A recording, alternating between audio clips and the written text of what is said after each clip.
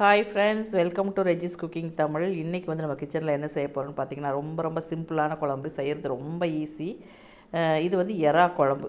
அது வந்து பார்த்திங்கன்னா ரொம்ப தண்ணி இல்லாமல் ஓரளவுக்கு சுண்டுற மாதிரி கட்டியாக இருக்கக்கூடிய ஒரு குழம்பு. இது ரொம்ப டேஸ்ட்டாக இருக்கும். குடம்புளி போட்டு செய்கிறது நல்ல வாசனையாகவும் இருக்கும். இது செய்கிறதுக்காக சின்ன வெங்காயம் ஒரு 10 சின்ன வெங்காயம் எடுத்துருக்கிறேன், ஒரு 10 மிளகாய் எடுத்துருக்கிறேன், அப்புறம் பார்த்திங்கன்னா கருவேப்பிலை, இஞ்சி எடுத்துருக்கேன். இந்த நாளையும் தண்ணி ஊற்றாமல் ஒன்றும் பாதியமாக நல்லா தட்டி எடுத்துகிட்டு வந்துடலாம் அம்மியில் வச்சு. அடுத்தது பார்த்திங்கன்னா இது செய்கிறக்காக வந்து மண் சட்டியில் கொஞ்சமாக தேங்காய் எண்ணெய் ஊற்றிருக்கிறேன்.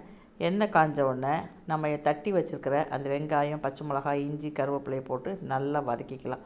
நல்ல வாசனை வர்ற அளவுக்கு நம்ம வதக்கி விட்டுக்கலாம். இது சாப்பாடு கூட சாப்பிட்றதுக்கு ரொம்ப டேஸ்ட்டாக இருக்கும். அது இன்றைக்கி செஞ்சு நாளைக்கு சாப்பிட்டோம் அப்படின்னா செம்ம டேஸ்ட்டாக இருக்கும். இப்போ பார்த்திங்கன்னா ஓரளவுக்கு நல்லாவே வதங்கிடுச்சு. இதில் தேவையான அளவுக்கு மல்லித்தூள் சேர்த்துருக்கேன். இது ஒரே ஒரு டீஸ்பூன் மல்லித்தூள், 1 டீஸ்பூன் மிளகாய்த்தூள் சேர்த்துருக்கேன். மிளகாத்தூள் வந்து 1 டீஸ்பூன் போதியன்னா நம்ம வந்து பச்சை மிளகாய் தட்டி சேர்த்துருக்குறோம். அவ்வளோதான். இப்போ இந்த மசாலா வந்து எண்ணெயில் நல்லா வறுபட்ட உடனே கொஞ்சமாக தண்ணி ஊற்றி நம்ம வந்து இந்த மசாலாவை கொதிக்க விட்டுறலாம். இந்த மசாலா நல்லா கொதித்து பச்சை வாசமெல்லாம் போய் எண்ணெய் பிரிஞ்சு மேலே வரும் பாருங்கள். அப்போ வந்து நம்ம என்ன பண்ணலான்னா, தேங்காய் ஒரு அரை மூடிலையும் பாதி தேங்காயை வந்து அரைச்சி பால் எடுத்து வச்சுருக்கிறேன்.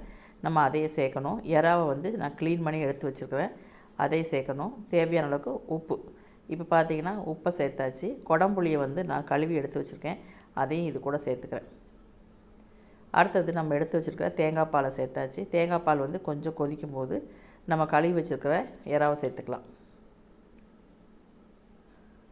அவ்வளோதான் பாருங்கள், கொதிக்க ஆரம்பிச்சிருச்சு.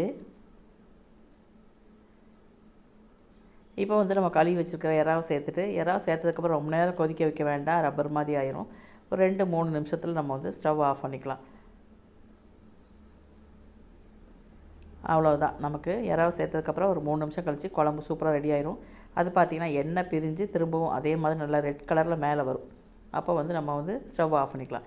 எறாவை போட்டதுக்கப்புறம் நம்ம கேஸை சிம்மில் வச்சுட்டு கொதிக்க விட்டால் போதும். அவ்வளோதான், நமக்கு சூப்பரான எறா குழம்பு ரெடி ஆயிடுச்சு. கண்டிப்பாக ட்ரை பண்ணி பாருங்கள். தேங்க்ஸ் ஃபார் வாட்சிங்.